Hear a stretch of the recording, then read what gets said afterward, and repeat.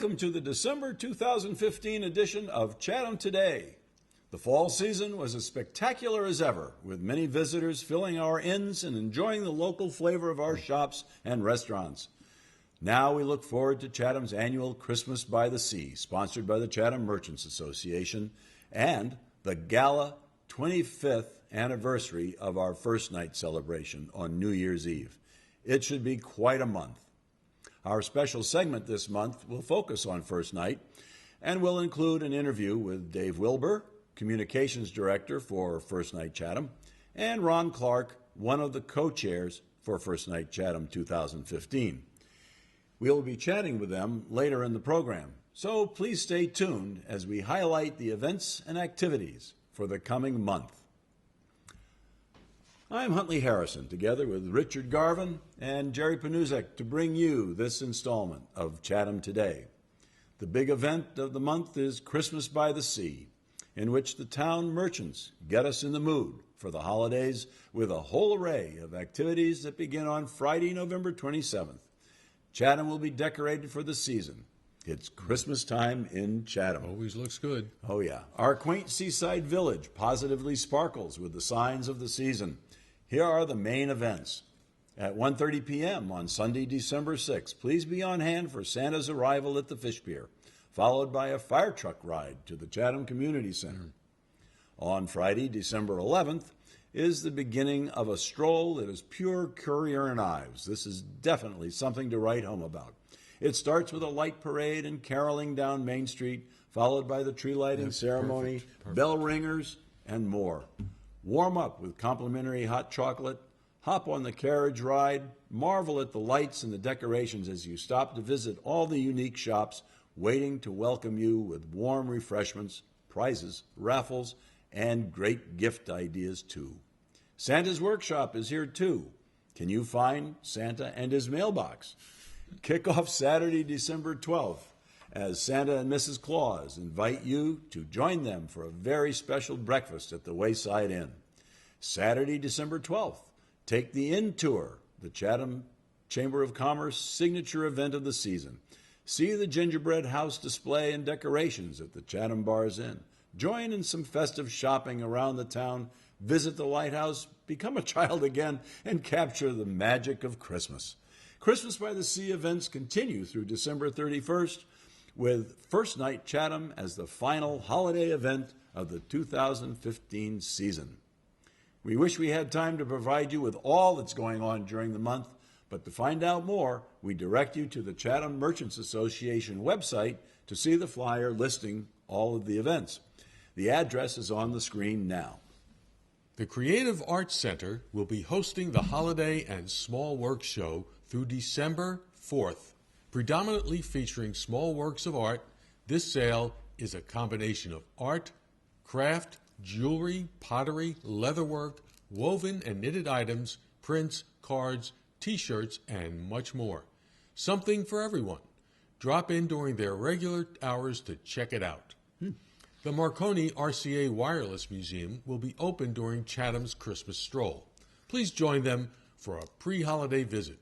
Exhibits in the Operations Building are open from 1 until 4 p.m. on Friday, December 11th, and all day from 11 a.m. until 5 p.m. on Saturday, December 12th.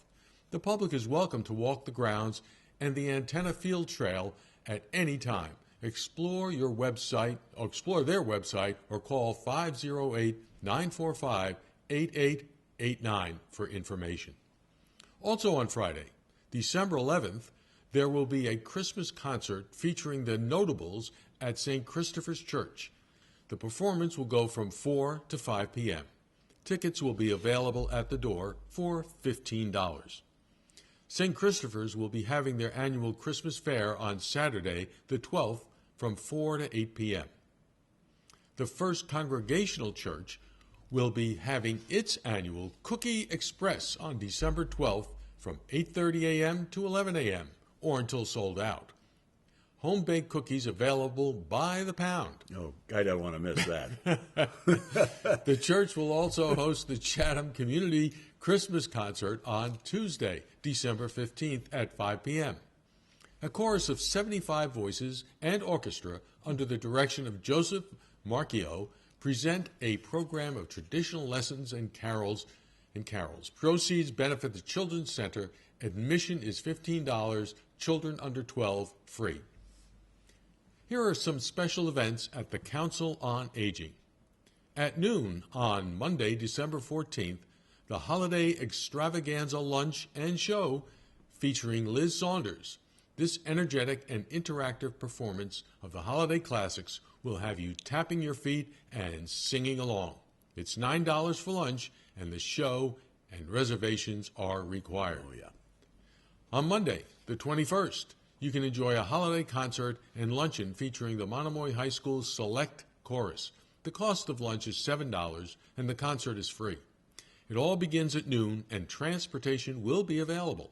Call for a reservation. You know, that select chorus is really brand new at the new high school. Oh, okay. You know, and I think I've heard some good things about it. Oh, okay, I've that's heard some great. good things. The kids do a very nice job. So it's nice to have that kind of sure music program that's really kind of flourishing now. Yep. So Great. there was an unsolicited testimonial, folks. So check Absolutely. it out. Yeah. Check it out. And support the kids at the high school. All right. Christmas shopping with the COA. On Wednesday, December 9th, the COA van will be going to Wareham Crossing for some holiday retail therapy. Here is your chance to get some of your holiday shopping done and enjoy a nice lunch out. The adventure to the Wareham Crossing Mall begins with the van departing the COA at 9 a.m. with an estimated arrival back at the COA on or about 3:30 p.m. Wareham Crossing has a variety of stores and dining options available.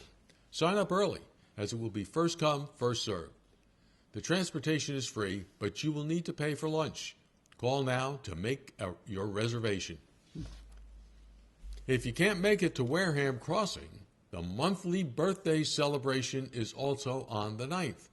So if you were born in December and reside in Chatham, join them for the party. Right. And finally, on Monday, December 28th, at 1 p.m., the COA Cinema will present Breakfast at Tiffany's with Audrey Hepburn and George Peppard. Call to make your reservation. Here are the special events at the Eldridge Public Library during the month of December. Device Advice, Wednesday, December 9th, 10:30 to 11:30 a.m., and Thursday, December 10th, 7 to 8 p.m. If tablets, e-readers, and laptops are on your holiday list this year, but you're not sure which one to buy, stop in at the Device Advice drop-in session. They will have some devices on hand, such as Kindle, Nook, Kindle Fire, and iPad, so you can get a hands-on feel, as well as some advice from reference librarian Amy Andreessen. She will help you with good, unbiased advice about which device might fit your needs or those of someone on your holiday list. You need one of those. I need a lot of stuff. You need an iPad, I think.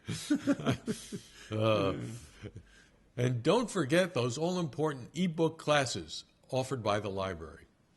Wednesday, December 2nd at 10:30, you can learn about the Apple iPad, and at 11:30, she will go over the Kindle Reader. These sessions will cover instructions for downloading free library books to your iPad and Kindle and provide tips for searching the CLAMS digital library site. If you have a Kindle Fire, you will have to set up an appointment or call or drop in. On Saturday, December 19th, from 2 to 4 p.m., you can challenge yourself with Star Wars Jeopardy! And more. In celebration of the much-anticipated release of Star Wars, The Force Awakens, the Eldridge Public Library will host a family event featuring Star Wars Jeopardy! Based on the first 6 movies, this game will be open to adults and students in grades 5 through 12. There will be space for 8 teams of 2 people each. Registration is required. Please contact the library by phone 508-945-5170 or in person to register your team. We invite all fans to cheer on the teams and participate in a variety of Star Wars activities. Costumes are encouraged. Ooh. Please leave your galactic weaponry at home. May the Force be with you. And as usual, the book discussion groups and the writing groups will continue to meet in December at their regular times. As we promised earlier in the program, we'll be talking with Dave Wilbur, Communications Director for First Night Chatham, and Ron Clark, one of the First Night co-chairs. This is a very special year, as it is the Silver Jubilee for First Night. And First Night Chatham marks its 25th anniversary as a family-friendly, alcohol-free festival celebrating the arts on New Year's Eve. Throughout the 1990s, First Night celebrations grew in popularity. For the millennium, nearly 250 cities and towns across America held First Night celebrations. Many of those have since been discontinued. Chatham's First Night has become the second largest in New England, and the town is one of only about 40 communities maintaining this tradition. So, without further ado, we'll be talking with Dave Wilbur and Ron Clark.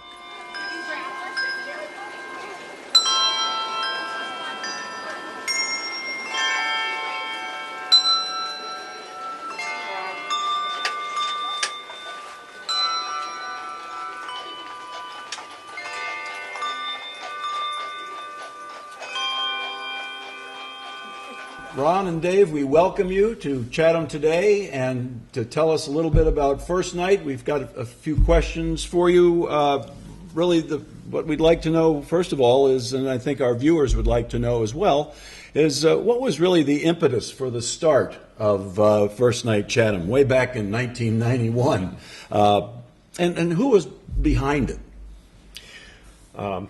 Well, all of this is oral history, so I'll get it as well as I can. But the stories we hear are that, as you know, First Night started in Boston in the 80s and grew in popularity around the country. And in 1991, Marie Williams and Marge Long were chatting, and Marie said, "We ought to do that here." And so it grew from that seed. They got together a couple of people. Some of the earliest names were Letty Sullivan, Larry Hamilton, who was the treasurer for many years. Marie was the chairman for many years. And then they got a committee together, and I can't name all those names, but if you look back at our website to all the old programs, we have all the old programs on our web now, as well as the old town photos and things like that. The committee members back then, it's amazing to look back and say, "Oh, he was involved in she was in First Night. I never knew that." But those four, and then they pulled a committee together, and they started the ball rolling, and it's grown since then. I mean, it's really been a town effort. I mean, a lot of people involved over the years.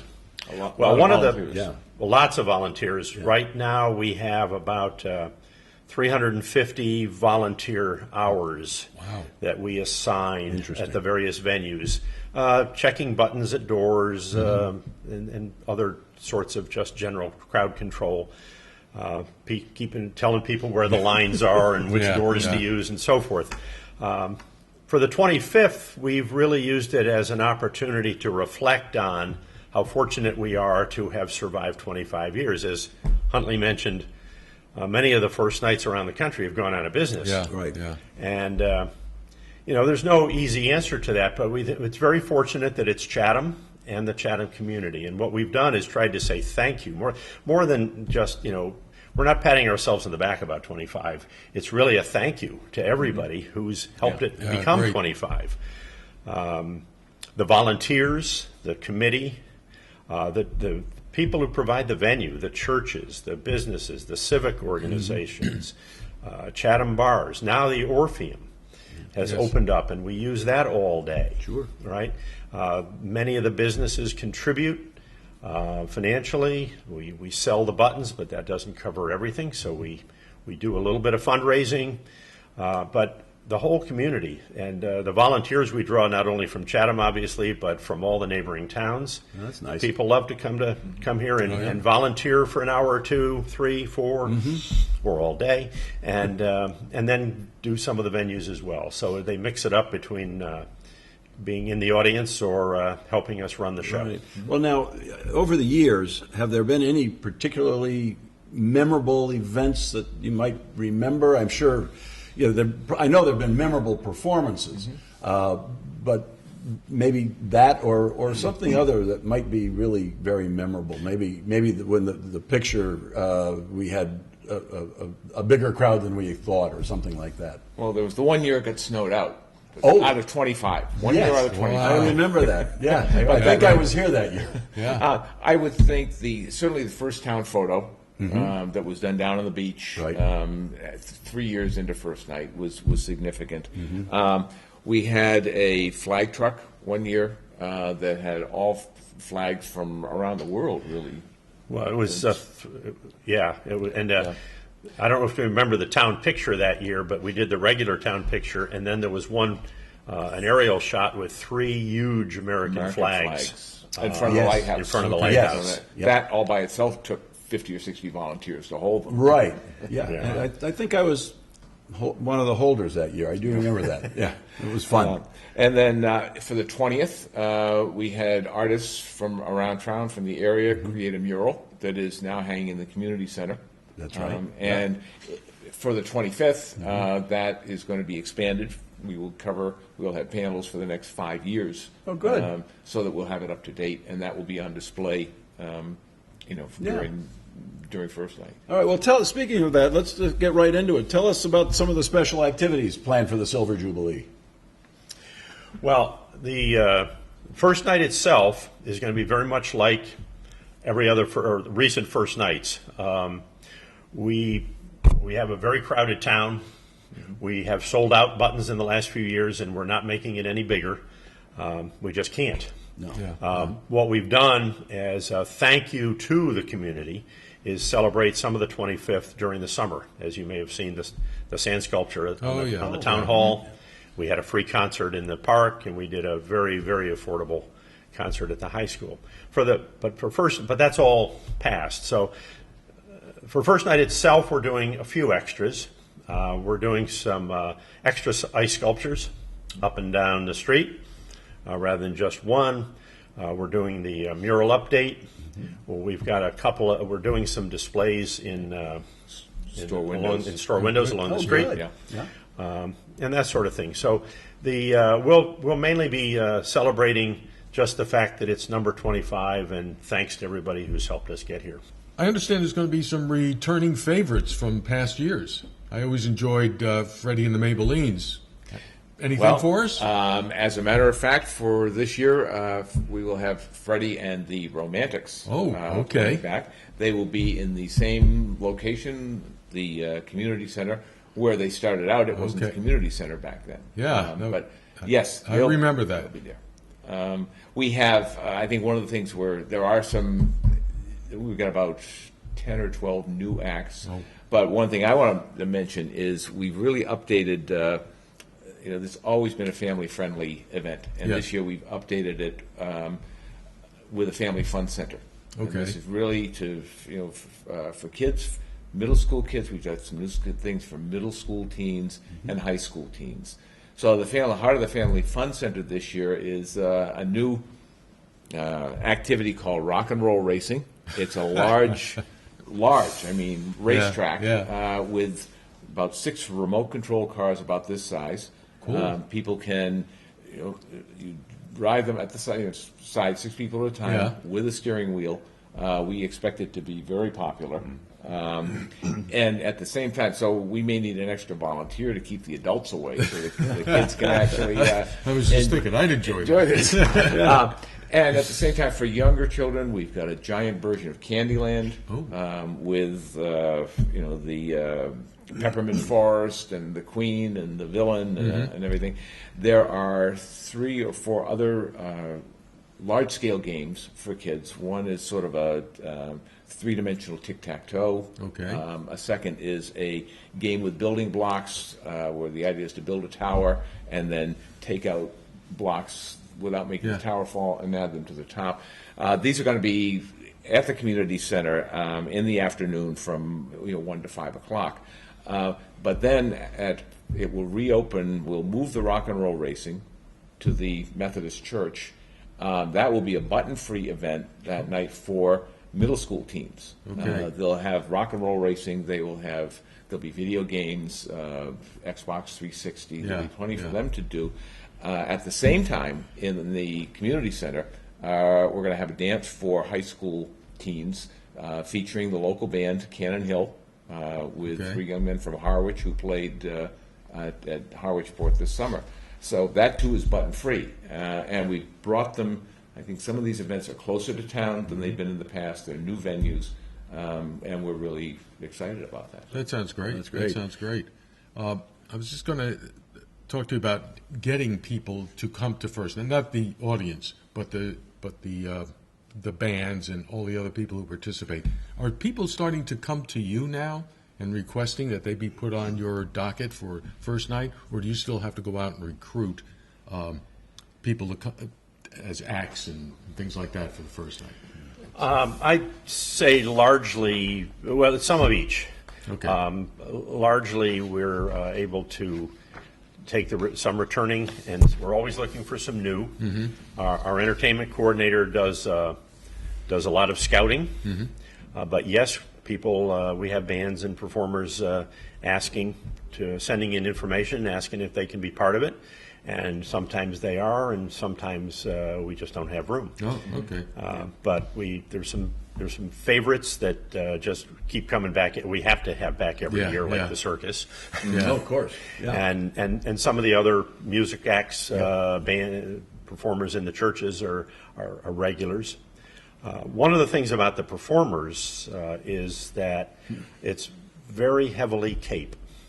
Okay. I don't know whether everybody realizes that, but of the 10 or 11 new acts we have this year, I think 1 or 2 are from off Cape.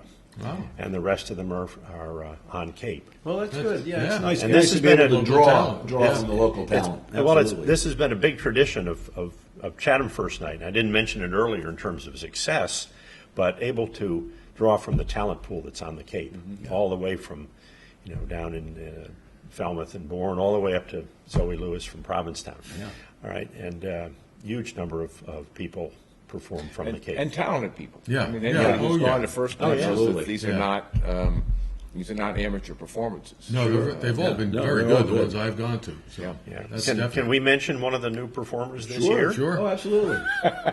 Dave and his wife Nancy Oh, will be performing at First Night, jazz standards. neat. Very good. In the afternoon, one of the reasons we can do this now, we had actually performed a number of years ago, but when First Night expanded to afternoon venues, Yeah. it freed up a lot of musicians, which we're singers, so we need the musicians. You couldn't get them on New Year's Eve. Yeah. For Oh, 45 minutes. Of course. Yeah. So we've been very gratified, both as spectators and now participants, to see the expansion of the program because we can attract more artists, Yeah. performers, and of course we can attract more people who might not come out at night, who can come in the afternoon. So that's, I would say, I would add that to significant firsts in First Night. It was back in 2012 or so when we Yeah. expanded the program into the afternoon. That's Yeah. great. That's great. And another big change was the addition of the evening fireworks. That was early new. fireworks. Right. That was new for the Chatham 300th in 2012, and that was so popular. It's become a tradition now. Yeah. Oh, yeah. So families in particular, young kids who don't want to stay up to midnight, love those early fireworks. That happens at the end of the noise parade, so that's Yeah. a great Oh, yeah. a great activity to go from the noise parade directly into the fireworks. Well, now, you mentioned kids in the early part of the evening there. And what about for food and transportation? Food's very important because people like to eat. And transportation, getting around to the different venues. Can you enlighten us on that a little bit? Sure. Well, the food, again, over the years we've learned that the restaurants alone couldn't handle the crush. Yeah. So again, 2 or 3 years ago, we brought in some food trucks. It's fairly competitive. They're invited to bid on, being a part of First Night. Right.